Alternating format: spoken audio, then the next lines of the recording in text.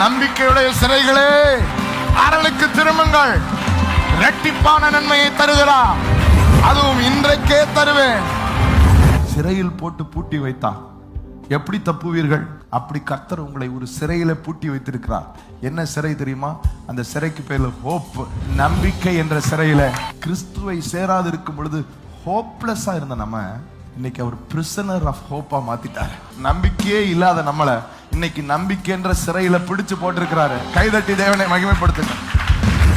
வாக்குத்தத்தத்தின் உடன்படிக்கைக்கு அந்நியர்கள், தேவனற்றவர்கள், நம்பிக்கையற்றவர்கள், ஹோப்லெஸ். இப்ப எப்படி கூப்பிடுகிறார்? Prisoner of hope. நம்பிக்கையிலே சிறைபிடிக்கப்பட்டவன் நீ. நம்பிக்கையற்ற நம்மை நம்பிக்கையுடைய சிறையாக, சிறைக்குள் பிடித்து போட்டது எது? வேதம் சொல்கிறது, முன்னே தூரமாயிருந்த நீங்கள் இப்பொழுது கிறிஸ்து இயேசுவுக்குள் கிறிஸ்துவின் இரத்தத்தினாலே சமீபமாக்க. அதைத்தான்